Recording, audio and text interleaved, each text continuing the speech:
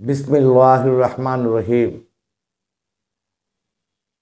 আজকে আমরা সূরা ইয়াসিনের অর্থ বোঝার চেষ্টা করব। আম, সেই ছোটবেলা থেকে পড়তাম, ইয়াসিন আল কোরআনুল হাকিম ইন্নাকা লামিনাল মুরসালিন আলা সিরাতিম মুস্তাকিম তানজিলুল আজিজির রহিম লিতুনজিরা কওমান মা উনজিরা আবাউহুম ফাহুম গাফিলুন লাকাদ হাক্কাল কাওলু আলা আকসারিহিম ফাহুম লা ইউমিনুন। ছোটবেলা থেকে অনেকবার পড়েছি, মুখস্থ করেছি, বুকে ফু দিয়েছি, কিন্তু যখন ৬২ বছর বয়সে এসে উপলব্ধি করলাম যে আল্লাহ পাক বলেছেন কোরআনের বিধিবিধান বুঝতে এবং সেই মতো চলতে, তখন থেকে আমি, আপনারা জানেন, রাজনীতি থেকে অবসর নিয়েছিলাম এবং আল্লাহর জ্ঞান অর্জন করার চেষ্টা করছি। আল্লাহ যদি তৌফিক দেন তাহলে জ্ঞান অর্জন করার পর আল্লাহর বিধিবিধান প্রতিষ্ঠার জন্য ইনশাআল্লাহ আবার আমি মাঠে আসব।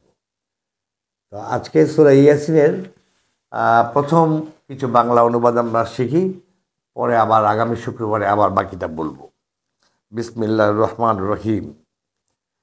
ইয়াসিন, জ্ঞান ও গর্ভ কোরআনের শপথ, তুমি অবশ্যই প্রেরিতদের অন্তর্ভুক্ত, তুমি সরল পথে প্রতিষ্ঠিত, ইহা প্রভাবশালী করুণাময় হতে অবতীর্ণ, যাতে তুমি তাদের সতর্ক করতে পারো যাদের পিতৃপুরুষদের সতর্ক করা হয়নি, ফলে ওরা অজ্ঞ ছিল। অনেকেরই জন্য শাস্তি অবধারিত হয়েছে, সুতরাং ওরা বিশ্বাস করবে না। আমি ওদের গলদেশে মোটা বেড়ে পড়িয়েছি, তা ওদের চিবুক পর্যন্ত বর্তমান, ফলে ওরা মাথা উঁচু করে আছে। আমি ওদের সম্মুখেও পশ্চাতে অন্তরাল স্থাপন করেছি এবং ওদের দৃষ্টির উপর আবরণ রেখেছি, ফলে ওরা দেখতে পায় না।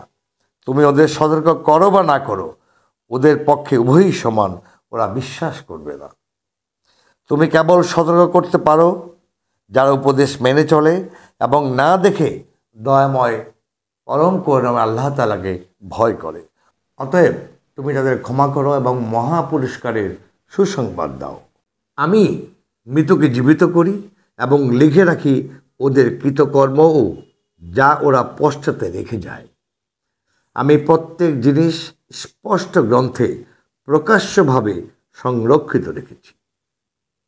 আজকে আমরা সূরা ইয়াসিনের এ পর্যন্ত রাখলাম।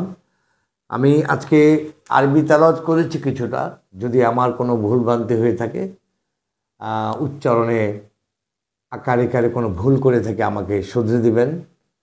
আমি ক্ষমা চেয়ে নিজেকে আবার সংশোধন করে নেব এবং পবিত্র কোরআনের বাংলা অনুবাদ আমরা যতটুকু শিখেছি ইনশাআল্লাহ, আমরা যদি আল্লাহকে ভয় করি, আমরা জানি আল্লাহই আমাদেরকে জীবিত করে রেখেছেন, জীবিত করেছেন এবং মৃত্যু উনিই দেবেন এবং ওনার কাছে আমাদের ফিরে যেতেই হবে। প্রতি মুহূর্তে যেন আমরা মৃত্যুর কথাটা ভাবি এবং প্রতি মুহূর্তে কোরআনের প্রতিটি বিধি বিধান যেন আমরা মেনে চলতে পারি। আগামী জুম্মার দিন আবার আপনাদের সঙ্গে দেখা হবে। আমার জন্য দোয়া করবেন এবং আমরা প্রত্যেকে এই সূরা ইয়াসিনের যেটুকু আমরা শিখলাম এটা বারবার পড়ি এবং এরপর থেকে আগামী শুক্রবারে আবার ইনশাল্লাহ আমরা শুরু করব। সবাইকে ধন্যবাদ।